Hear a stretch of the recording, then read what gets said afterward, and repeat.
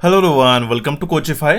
आज के सेशन में हम लोग गाइस आपके upcoming examination RBI assistant mains, इसके लिए जो आपकी मेंस के एग्जामिनेशन है उसके लिए हम लोग कंप्यूटर अवेयरनेस की सीरीज का डे 3 डिस्कस करने वाले गाइस। ये आपका हमारे टारगेट 40 ऑन 40 सीरीज है, ठीक है। इसी के पहले कि अगर आपने सेशन डे 1 और डे 2 आपने नहीं देखे होंगे तो उसको जरूर जाके चेक कीजिएगा। एग्जामिनेशन के पहले की जो रिवीजन होती है, जो इंपॉर्टेंट क्वेश्चन, जो भी यूनिक क्वेश्चन आपको एग्जामिनेशन में पूछे जाते हैं, वो हम लोग ट्राई करें कि मैक्सिमम आपके कवर अप हो जाए एग्जामिनेशन से पहले।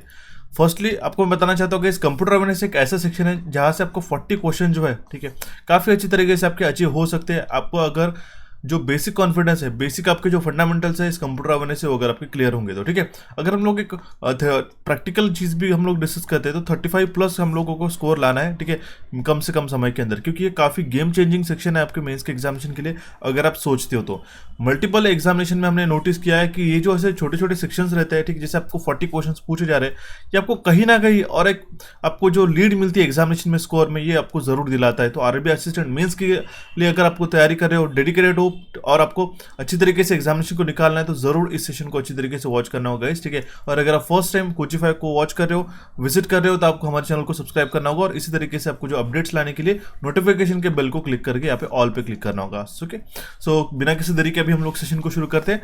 But before that you might have known कि हमारे पास में जो है मंथली करंट अफेयर्स की जो सीरीज होती है, काफी पॉपुलर सीरीज होती है गाइस, कोचिफाई के ऊपर हम लोग आपको प्रोवाइड करते हैं, जिसके अंदर आपके पूरे नेशनल इंटरनेशनल न्यूज से लेके days and theme, science and everything is covered in a one single session, ठीक है। तो अगर आपने अक्टूबर का और नवंबर का आपने सेशन नहीं देखा होगा, जिसके अंदर हमने बैंकिंग का भी सेशन कवर करके रखे, बैंकिंग के क्वेश्चन भी कवर करके रखे, तो आप इसको जाके फ्री ऑफ कॉस्ट यूट्यूब पे जाके देख सकते हो। और अगर आपको इसका ई बुक चाहिए रिवीजन के लिए, तो आप हमारे एप्लीकेशन को डाउनलोड कर सकते हो प्ले स्टोर से, और वेबसाइट पे भी हमारे पास अवेलेबल है। और मेनली चीज जो होती है कि जो हमारे करंट अफेयर्स के नोट्स होते हैं, जो ई बुक्स होती है ना, अभी हमारे पास में प्रिंटेबल फॉर्मेट में अवेलेबल है, तो आपको कोई भी चिंता करने की जरूरत नहीं। आप सीधा सीधा कोचिफाई के ऐप को लॉग इन करके ई बुक के सेक्शन में जाके वहां से डाउनलोड करके उसकी प्रिंट भी निकाल सकते हो। ओके, तो ये काफी एक नई आपको अपडेट देना चाहता होगा, ठीक है। अगर आपको नहीं पता होगा तो नवंबर तक का भी अपलोड हो चुका है, ठीक है। अगर आप चाहते हो कि 15 दिसंबर तक का भी हो जाए, तो वो भी जल्दी से जल्दी आज या कल के अंदर आपका अपलोड हो जाएगा, सो दैट आपका जनवरी से लेके अभी तक के सारे जो है करंट अफेयर्स के सेशन मंथली ये जो है आपकी कवर अप होते जाएंगे। ये काफी इंपॉर्टेंट होता है, हर एक बैंकिंग एस्पिरेंट्स को अच्छी तरीके से देखना होगा, क्योंकि काफी प्रूवन रह चुके हैं रिसेंटली एग्जामिनेशन में। ओके, तो एक ही सेशन में आपको सारी चीजें मिल जाती है और उसके आप रिविजन भी कर सकते हो। ओके, बिफोर दैट उसमें आपको बैंकिंग अवेयरनेस का भी अगर आपको सेक्शन प्रिपेयर करना होगा, तो ये क्विक बैंकिंग अवेयरनेस का जो हमारा एमसीक्यू बेस्ड सेशन है वो आप जाके देखना होगा। ये 2.0 भी काफी इंपॉर्टेंट है, बैंकिंग अवेयरनेस का क्विक रिवीजन वाला सेशन ये भी काफी इंपॉर्टेंट है। ओके, सितंबर का भी आप देख सकते हो, बैंकिंग अवेयरनेस अवेलेबल है। रिसेंटली जो भी हमने कंडक्ट करा है सारे आपको मैं प्रेजेंट कर रहा हूँ, क्योंकि काफी इंपॉर्टेंट होता है। ओके, सो स्टार्ट करते गए इस कंप्यूटर अवेयरनेस के सेशन को, ठीक है। यहाँ पे आप देख सकते हो दो हमारे डे 1 और डे 2 के हमारे थंबनेल्स मैंने प्रोवाइड करके रखे। You also have to watch these sessions as well. Okay, देखिए गाइस, सबसे पहले क्वेश्चन है हमारे पास में, which software refers to any program that is not copyrighted and can thus be used freely without any restriction. मैं आपको question को समझा देता हूँ। सबसे पहले तो इसमें से कौन सा ऐसा सॉफ्टवेयर है जो एक ऐसा प्रोग्राम है, या फिर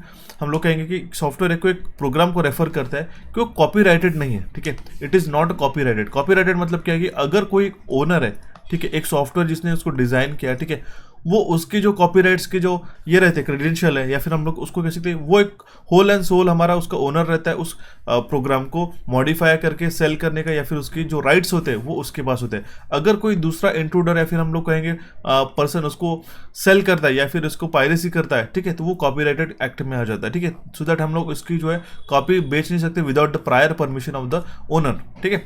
तो ये कुछ ऐसे प्रोग्राम्स रहते हैं, ऐसे सॉफ्टवेयर रहते हैं जो कि फ्रीली हम लोग बिना रिस्ट्रिक्शन के हम लोग यूज कर सकते हैं। वो कौन से सॉफ्टवेयर होते हैं? Proprietary, public domain software, semi free software, shareware. अब देखिए, आप इसको ऑप्शन को पढ़ने के बाद काफी ज्यादा कंफ्यूजन हो सकता है कि प्रोप्राइटरी सॉफ्टवेयर क्या है, पब्लिक डोमेन सॉफ्टवेयर क्या है, सेमी फ्री सॉफ्टवेयर क्या है, शेयरवेयर क्या है। अब देखिए, इसकी अगर हम लोग बात करते हैं, नॉन कॉपीराइटेड वर्ड अगर आपको दिखाई दिया बिना किसी रिस्ट्रिक्शन के, अगर हम लोगों को सॉफ्टवेयर को शेयर करना है, ठीक है, तो वो आ जाता है हमारे पब्लिक डोमेन सॉफ्टवेयर के अंदर। ऑप्शन बी इसका करेक्ट आंसर आ जाता है, ठीक है।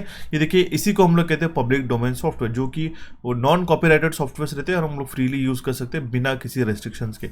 एक चीज बताना चाहता हूँ, कोचिफाई ये एक चैनल के ऊपर हमने काफी सारे जो सेशंस है प्लेलिस्ट के माध्यम से आपको मैंने प्रोवाइड करके रखे। अगर आपको और भी डेटा चाहिए कंप्यूटर में, इसका कंप्लीट जो है आपको सेशन, जितने भी क्वेश्चन अभी तक के पूछे गए सिंस 2018 हमने सारे कवर अप किए गए। अगर आपको चाहिए तो प्लेलिस्ट में भी आप जाके देख सकते हो, कोई आपको कमी नहीं मिलने वाली। वहाँ पे आपको हर एक सेशन मिलेगा, हर एक टॉपिक से रिलेटेड जो हमने यहाँ पे एक्सप्लेन करके रखा है। ठीक है, क्लियर हो चुका, जाके जरूर वॉच कीजिएगा। बढ़ते हुए हमारे नेक्स्ट क्वेश्चन की ओर। क्वेश्चन देखते हैं हमारे पास में क्या पूछा गया guys. The dash has responsibility to start up the processing of the operating system. अभी देखिए ऑपरेटिंग सिस्टम है, उसको स्टार्ट करने की रिस्पॉन्सिबिलिटी, ठीक है, उसको स्टार्टअप करने की रिस्पॉन्सिबिलिटी किसकी है। यहाँ पे ऑप्शन में बताया गया रोम बायोस, ठीक है, bootstrap program, boot sector and all of the above या फिर नन ऑफ द अबव। ठीक है, इसमें से रोम बायोस, ठीक है, बेसिक इनपुट आउटपुट सिस्टम जो रहता है, ठीक है, रोम मतलब क्या होता है, रीड ओनली मेमोरी, जो कि एक नॉन वोलाटाइल मेमोरी रहती है। ठीक है, रोम के अंदर हमारे पास काफ़ी जो बेसिक से जो कंप्यूटर के इनिशियल फंक्शनिंग के लिए हमारे पास जो सॉफ्टवेयर या सॉफ्टवेयर रहते हैं, या फिर हम लोग not a software particularly instructions रहते हैं, वो स्टोर्ड रहते हैं। ठीक है, बूटस्ट्रैप प्रोग्राम और बूट सेक्टर, ये तीनों भी रिस्पॉन्सिबल है हमारे ऑपरेटिंग सिस्टम को इनिशियली स्टार्ट करने के लिए। तो इसलिए इसका करेक्ट आंसर हो जाता है हमारे पास ऑल ऑफ दिस। ठीक है, ऑप्शन डी इसका करेक्ट आंसर आ जाता है। कुछ आपको मैं फंक्शंस बता देता हूँ इस ऑपरेटिंग सिस्टम्स के बारे में, जिसके अंदर क्या होता है, एक तो प्रोसेस मैनेजमेंट होती है, मेमोरी मैनेजमेंट करता है, वो फाइल सिस्टम का मैनेजमेंट करता है, डिवाइस मैनेजमेंट उसके अंदर होता है, उसका एक यूआई रहता है, ठीक है, उसको कंट्रोल करता है, सिक्योरिटी और प्रोटेक्शन प्रोवाइड करता है, नेटवर्क मैनेजमेंट करता है, जॉब अकाउंटिंग हो गया, एरर डिटेक्टिंग एड्स हो गया, ठीक है, या फिर हम लोग कहते हैं coordination between software and user, control over system performance. ये पूरा का पूरा काम कौन करता है, ऑपरेटिंग सिस्टम। अभी इसके नाम में ही लिखा गया ऑपरेटिंग सिस्टम, जो आपके पूरे कंप्यूटर को जो है, ठीक है, एक हेल्थी स्टेट में रन करता है, हार्डवेयर और सॉफ्टवेयर के बीच में एक इंटरेक्शन बनाता है, एक आपको यूजर इंटरफेस प्रोवाइड करता है, जिससे आप कम्युनिकेट कर सकते हो, ऑपरेट कर सकते हो कंप्यूटर के साथ में। ठीक है, तो ये सारे फंक्शंस रहते हैं हमारे पास ऑपरेटिंग सिस्टम के। इनिशियली इसको लोड करने के लिए हमारे पास ये तीनों जो फैक्टर होते हैं, रोम बायोस, बूटस्ट्रैप प्रोग्राम और बूट सेक्टर, तीनों भी रिस्पॉन्सिबल रहते हैं। ठीक है, डिटेल में मैंने ऑलरेडी पढ़ा चुका होगा, जरूर इसको ध्यान दीजिएगा। ऑप्शन डी इसका करेक्ट आंसर आ जाता है। इस सीरीज में हम लोग ट्राई कर रहे हैं कि मल्टीपल जो ऐसे क्वेश्चन बताए। देखिए, एक मैं आपको बताता हूँ 30+ क्वेश्चन का जो आपको बेस मैंने आपको कोर्सेज के माध्यम से, सेशंस के माध्यम से बता दिया। कुछ जो यूनिक क्वेश्चन जरूर एग्जामिनेशन में पूछे थे, वो हम लोग इसमें कवर अप करने की कोशिश करेंगे, जरूर ध्यान दीजिएगा। और जितना मैं आपको बता रहा हूँ उतना तो आपको अच्छी तरीके से करके जाना होगा, 100% अश्योर्ड कि आपको 35+ मार्क्स इसमें डेफिनेटली मिलने वाले। ओके, देखिए अभी हम लोग देखते हैं हमारा नेक्स्ट क्वेश्चन क्या कह रहा है क्वेश्चन में।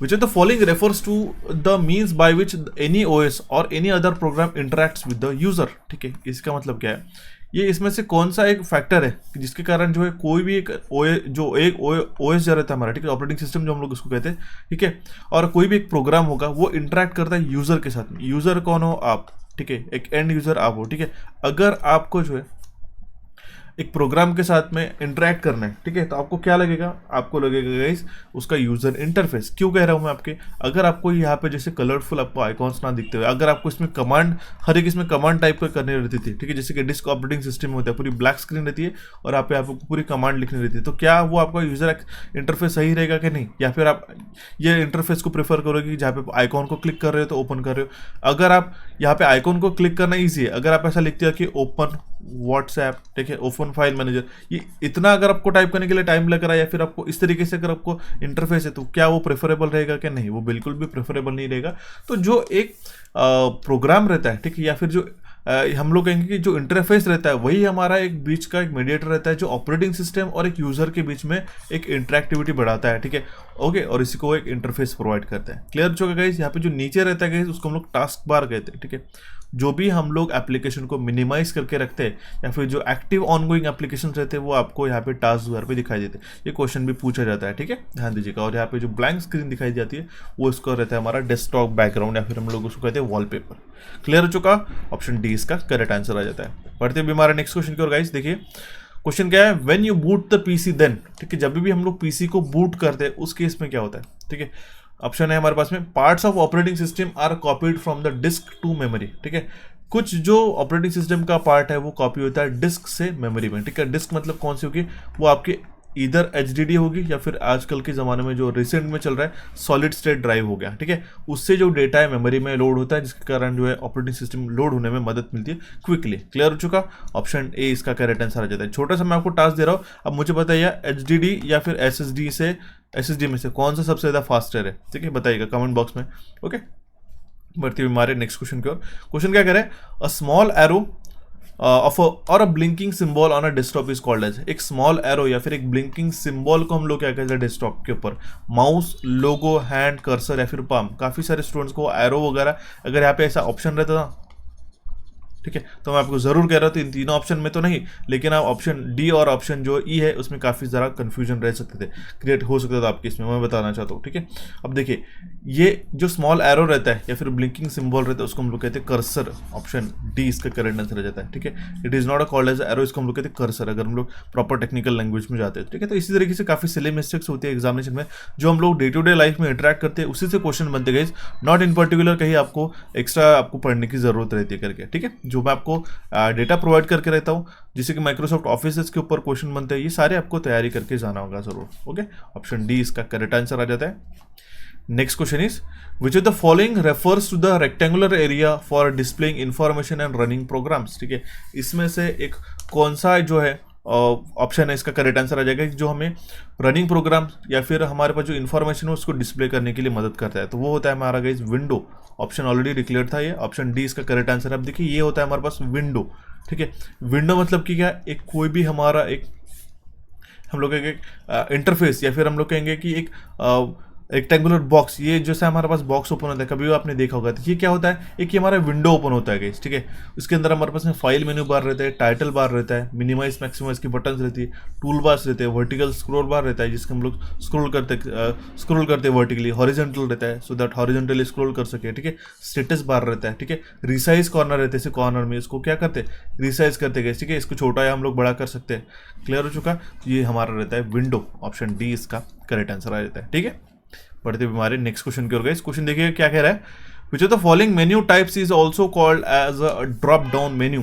विच of the following menu types is also called a drop down menu.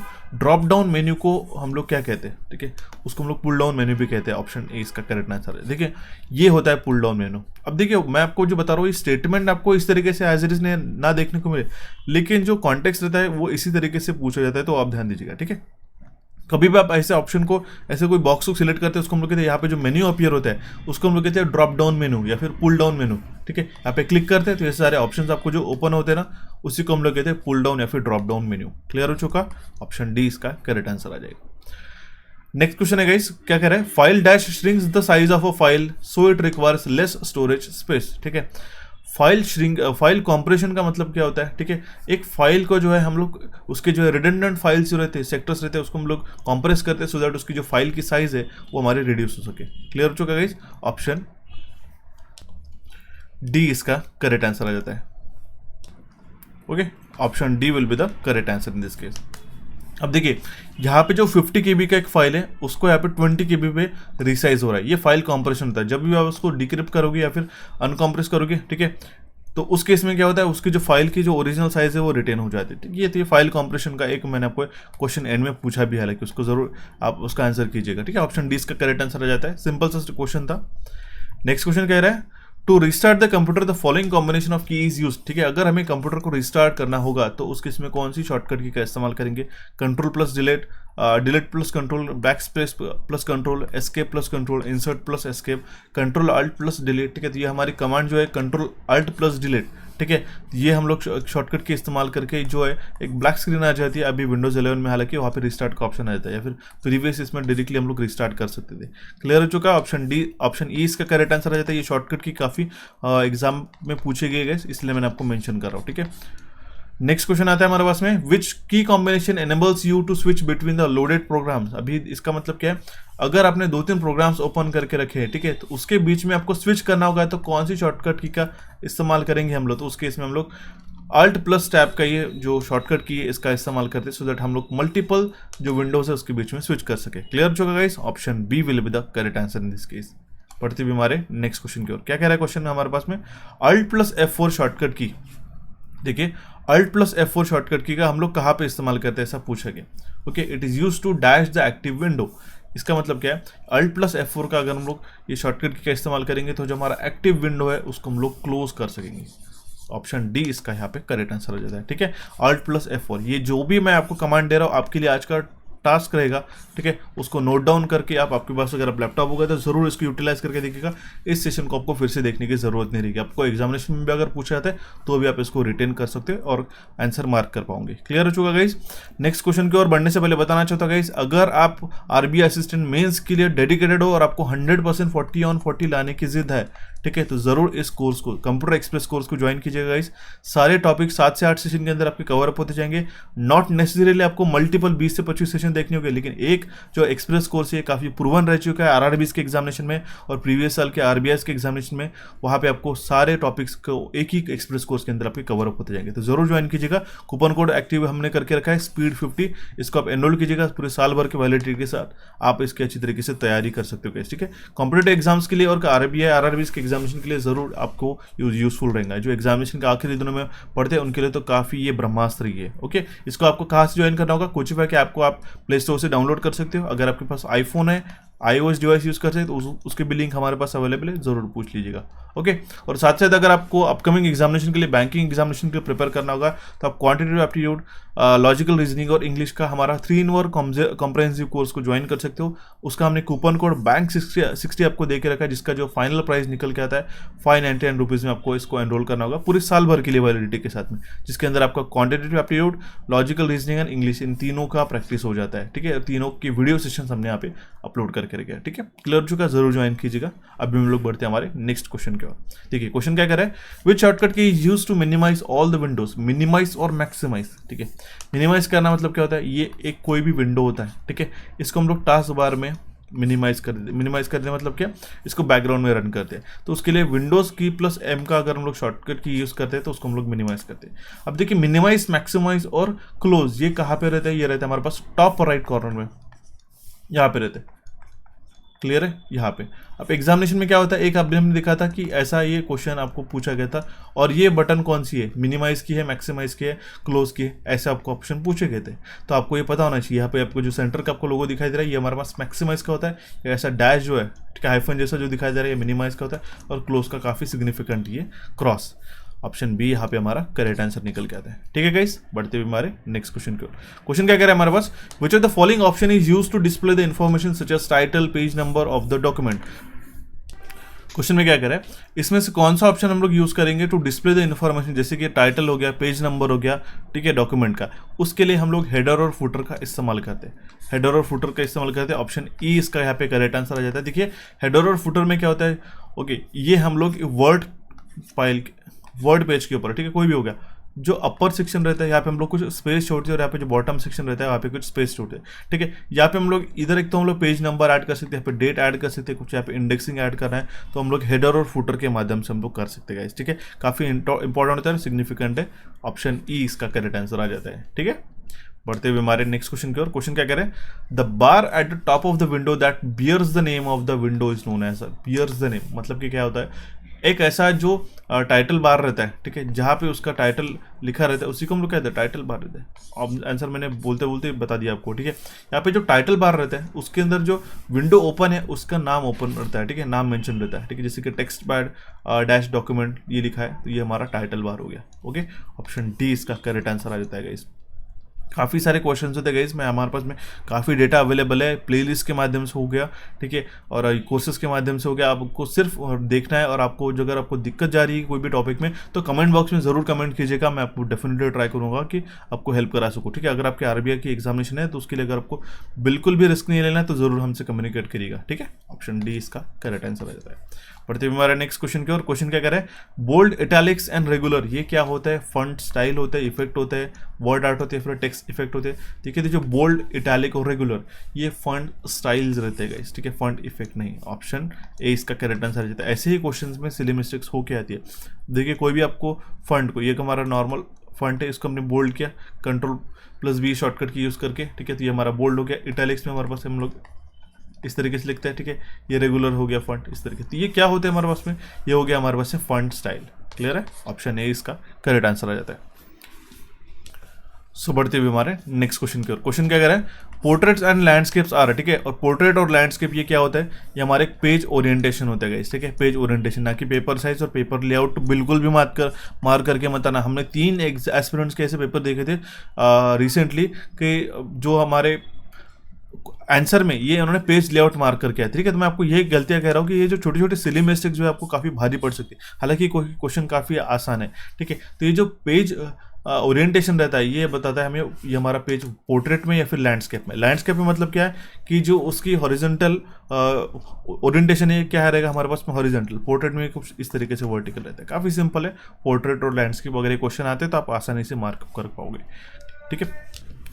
बढ़ते हुए हमारे नेक्स्ट क्वेश्चन की ओर, what is the maximum font size you can apply for any character, ठीक है। मैक्सिमम फॉन्ट साइज क्या है एक कैरेक्टर को अप्लाई करने के लिए, यहाँ पे 163 1638, ठीक है, 16038। तो आपको करेक्ट आंसर मैं ऑलरेडी बता देता हूँ, 1638 ही हमारे मैक्सिमम फॉन्ट साइज है जो हम लोग कोई भी हम लोग कैरेक्टर को अप्लाई कर सकते हैं। काफ़ी इंपॉर्टेंट क्वेश्चन है गाइस, ठीक है। ऐसे यूनिक क्वेश्चन काफ़ी कबार हमें एग्जामिनेशन में देखने को मिल सकता है। ऑप्शन बी इसका यहाँ पे करेक्ट आंसर आ जाएगा।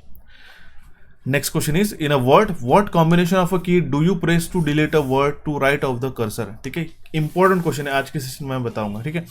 यहाँ पे अगर बैक स्पेस का बटन रहता तो काफी कबार एस्पिरेंट बिना देखे बैक स्पेस के ऑप्शन को मार्कअप करके आ सकती है, जो कि गलत हो जाएंगे। क्यों मैं कह रहा हूँ, क्या कह रहा है यहाँ पे, delete a word to the right of the cursor. अगर ये हमारा कर्सर है, ठीक है, अगर हम लोग बैक स्पेस की बटन दबाते तो क्या होता है, ये एक एक लेटर कट होते जाता है, ठीक है, एक एक लेटर जो है कट होता है। ओके, यहाँ पे क्या करें, अगर हम लोग कंट्रोल प्लस डिलीट का ये बटन दबाते हैं, ठीक है, तो यहाँ पे अगर हम लोग ये कर्सर है हमारा, तो कंट्रोल प्लस डिलीट के बटन को प्रेस करोगे ना तो ये पूरा का पूरा प्रेस से ये डिलीट हो जाएगा, ठीक है। या फिर अगर आप कहेंगे कि यहाँ पे अगर कर्सर है और आपको सिर्फ डिलीट के बटन प्रेस करते तो ये डी कट होगा, फिर डिलीट के बटन प्रेस करते तो ये डी कट होगा, फिर ये LETE इस तरीके से। लेकिन कंट्रोल प्लस अगर हम करते हैं तो पूरा का पूरा लेटर ही हमारा यहाँ पे गायब हो जाता है, ठीक है, डिलीट हो जाता है। ये तो हुआ राइट हैंड साइड, मतलब ये कर्सर के राइट हैंड साइड हुआ।